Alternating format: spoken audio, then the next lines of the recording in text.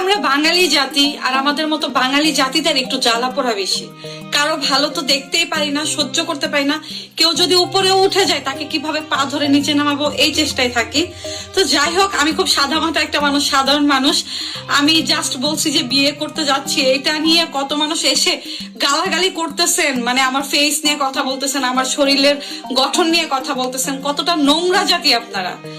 মানে কোনো ভালো মায়ের সন্তান তো গালাগালি করতে পারে না। অবশ্যই যারা আমাকে গালাগালি করতেছেন, আপনাদের বাপ মার জন্মের ঠিক নেই, আপনাদেরও জন্মের ঠিক নাই।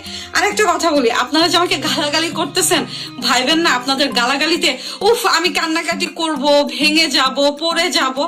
অনেক হয়েছে ভাই, অনেক।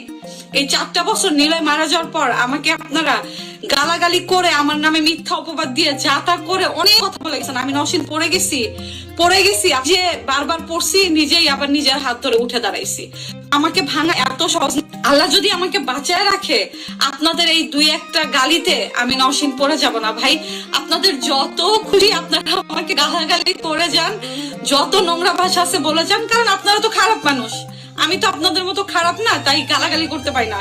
কারণ আমার ফেসবুকের কমেন্টে বোঝা যায় এই দুনিয়ার মানুষ কত খারাপ, কত খারাপ।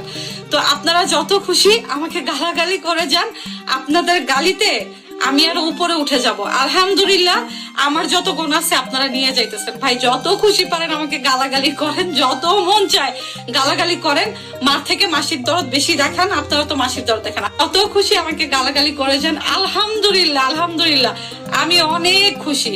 আমি এই 4 বছরে ভাঙি নাই, আর ভেঙে যাব। এক জায়গায় আমি দুর্বল, নীলার জন্য আমি একটু দুর্বল, ওই তার জন্য আমি কান্নাকাটি করি। বাট আপনাদের মতো পাবলিকের কমেন্টে আমার মতো নওশিনের কিচ্ছু যায় আসে না ভাই, কিচ্ছু যায় আসে না। অনেক কিছু সহ্য করে আসছি, এ পর্যন্ত ধৈর্য ধরে আসছি। আলহামদুলিল্লাহ, আলহামদুলিল্লাহ। যত খুশি মন চায় গালি দিয়ে যান, আমার কিচ্ছু হবে না।